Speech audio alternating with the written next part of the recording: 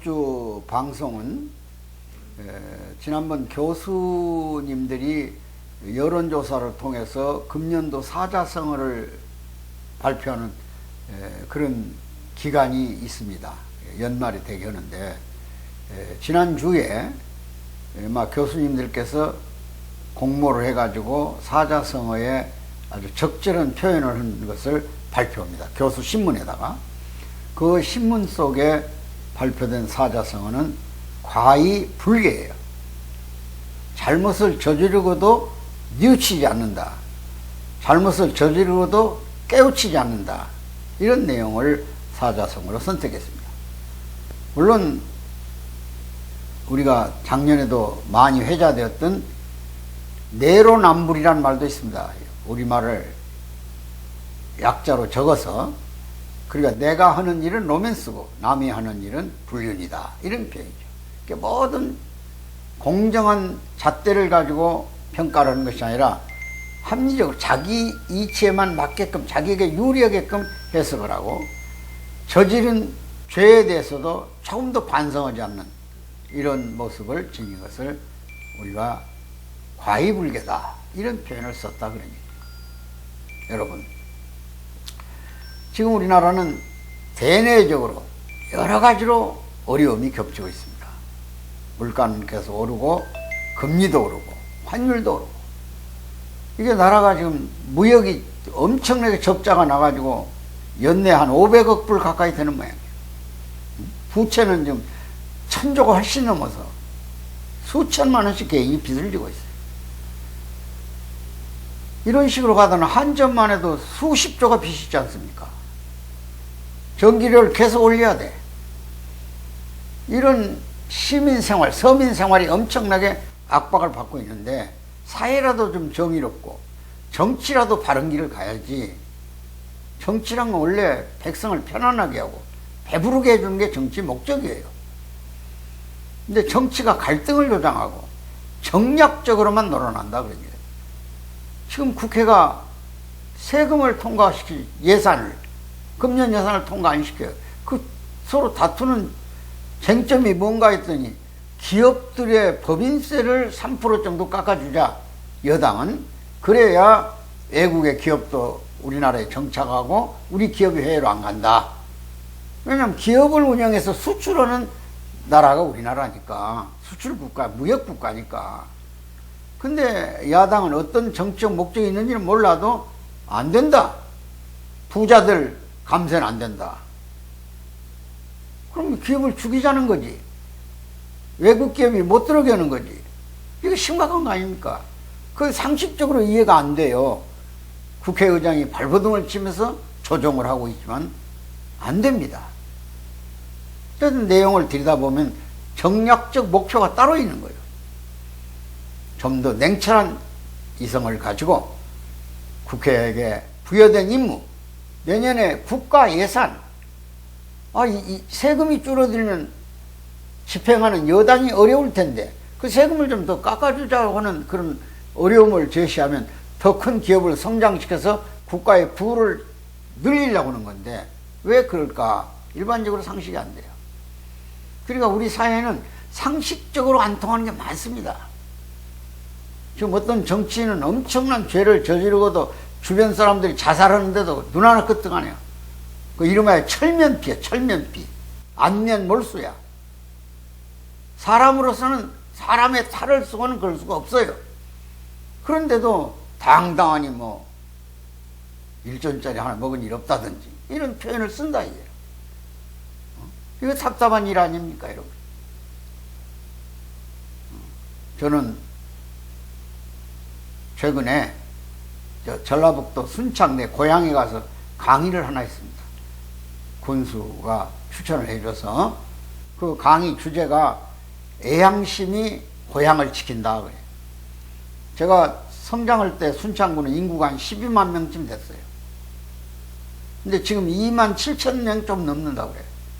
그러니까 소멸지구 1순위래요. 그러니까 귀농귀촌이 많이 늘어났어든 그렇지 않으면 어떻게든 인구가 불어날 텐데 점점 줄어드니 무슨 고향 사람이 고향을 아끼는 마음이라도 있어야 고향에 애정이 있어야 고향에 와서 살고 싶은 사람이 생겨나게끔 좀 환경을 바꾸자. 물론 앞으로 인공지능이 대중화되면 아마 사자 붙은 직업들이 위태롭다는 거 아닙니까? 변호사, 검사, 판사, 해무사, 회계사, 세무사, 노무사 다, 학교 교사. 왜냐면 이제 앞으로 모든 인공지능이 대역을 해요. 판결을 공정하게 해요. 빅데이터에 의해서. 공정하죠. 인간은 감정이 들어가고 정치적 이해관계가 들어가기 때문에 불공정할 수 있어요. 근데 인공지능은 냉철해요. 오히려 자동차가 더 안전할 수 있다 뜻이 그렇게 되는 거예요. 그러니까 그 사람들이 다 재산이 넉넉한 사람들인데 다른 직업에 종사하려면 새로운 도전을 해야 되는데 그럴 바에야 이제 연세도 한 5, 60대 다 됐으니까 농촌에 내려가서 고향으로 찾아올 것이다.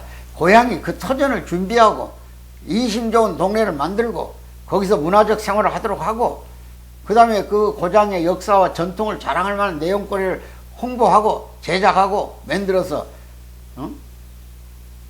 고향으로 찾아올 수 있는 내고장을 만듭시다. 이런 표현을 썼어요. 또 앵콜 강연을 요청받기도 했습니다. 저 요즘 최근에 지방을 많이 가서 강연을 해요. 저와 같은 연대 사람들을 많이 만납니다. 제가 원래 대중강사니까. 근데 똑같이 하는 소리가 이 나라의 지도자들은 왜 자기 과거에 대해서 반성을 안 하냐는 거야. 뉘우침이 없냐는 거야. 통계 조작까지 했다는 거 아닙니까 지금. 지표. 그러니까 엉망진창이 되는 거죠. 나라의 모든 경제 지표가. 사회 지표가. 심각한 것은 좀 고독사 보세요. 1년에 3,700명이 죽어요. 연고 없이 죽어간다 그런 얘기야. 애를 안 낳아요. 그런 대책을 긴급히 세워야 할 머리를 맞대고 국회가 법을 만들고 제도적 뒷받침을 해야 돼요. 근데 생각 놀 때가 아니에요 지금. 역사 속에 묻을 건 묻고 앞으로 가도 경쟁사회에서 두드러진다 이게. 그래서 오늘 과희불개라고는 그 내용을 갖고 사람이 어떻게 사는 것이 정도인가를 삼국유사가 아주 기가 막히게 표현을 하나 써놓은 기록이 있습니다. 관세음보살 노일부득과 달달박박 이야기. 노일부득과 달달박박 이야기. 아주 재밌어요. 백월산, 그러니까 지금 경상남도 창원 지방에서 있었던 얘기 같아요. 농촌에 두 젊은 총각이, 젊은이가 한 20대쯤 됐는데 일찍 결혼했으니까 가정도 가졌나 봐요. 불교 예명으로 하나가 달달박박이고 하나가 노일부득이야. 이 두 사람이 절로 들어갔어요. 절로. 그래서 절에서 토를 닦아요. 남이하고 타불을 쭉 마음으로 다지면서 나무 관세음보살 한 3년간 득도 오겠다고 깨달음을 얻겠다고 도를 닦아도 별 큰 반응이 안 오니까 둘이 어느 날 결의를 해요. 더 깊은 산 속에 들어가서 계곡 속에 들어가서 움막을 짓고 거기서 단둘이 각기 득도를 해보자. 3년을 약속하고 들어가서 그때가 신라 경덕왕 807년이에요. 다 삼국유사의 기록이 나와 있어요. 그래가지고 하나는 동쪽에 하나는 남쪽에 암자를 절 같은 절을 짓는 게 아니고 그냥 토막집을 짓고 거기 거처할 만한 집을 만들어 놓고 3년을 약속하고 도를 닦고 있는데 3년 이제 하룻밤 자면 내일이 마지막 날인데 달달박박이 집에 어떤 낭자 하나가 찾아왔다. 여인이 20대 간 놈은 밤에 폭우가 쏟아지고 밤길이 험해서 길을 가다 말고 여기 좀 은거를 좀 하려고 은신하려고 왔습니다. 달달박박 처소에 왔어요. 그 달달박박 머리가 꽂고 있었어요. 이게 뭔가? 내가 금욕 걸으면서 도를 닦았는데 여인과 동침을 하면 모든 게 다 깨지는 거 아닌가? 그런 생각으로 여인을 거절했어요. 나를 여인을 받아들일 수 없습니다. 도를 닦는 사람이요. 그 여인은 공손 인사하고 떠나서 어디로 가고 산속에 노일부둑 처소로 갔지. 그 노일부둑은 여인을 보자마자 연약한 여인의 몸으로 어떻게 이 밤중에 험난한 길을 왔어? 내 밖에 차서 괜찮으니 이 처소에서 머무르시오 하고 들이보냈다. 그 여인이 공손히 들어와서 감사하다고 해요. 그 새벽녘쯤 됐는데 여인이 문을 두들기면 밖을 기척을 하니까 노일부둑이 들여다보니까 몸에 산기가 있으니 어린애를 낳을 것 같으니 물을 좀 디펴다 달라는 거예요. 그래서 그 비바람 속에서 불을 디펴가지고 물을 디펴다 줘서 목욕물을 갖다 줬대요. 여인이 목욕을 해요. 근데 보니까 여인의 몸에서 금빛이 확 황금빛이 나면서 부처가 앉아있다 거기에. 그래서 부처님이네. 그러니까 그 여인은 진짜 부처가 돼서 떠나면서 노일부둑을 격찬합니다. 당신은 이타정신으로 남을 더 생각하는 깊은 마음으로 도의 극치에 도달했으니 이제 당신도 이물로 목욕을 좀 하시오.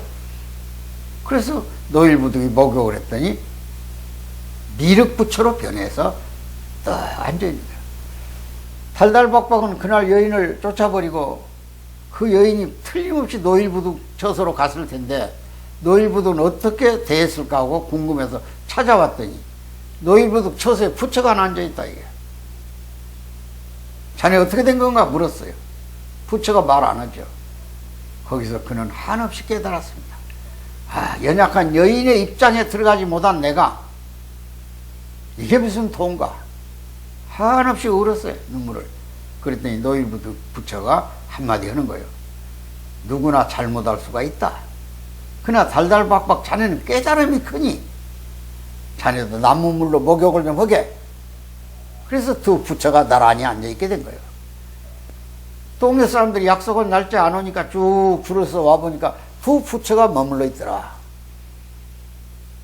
사람의 사는 근본은 정직이고 뉘우쳐야 되고 깨달아야 된다는 걸 많은 사람에게 가르쳐준 일화를 이 삼국유사는 기록하고 있는 거예요.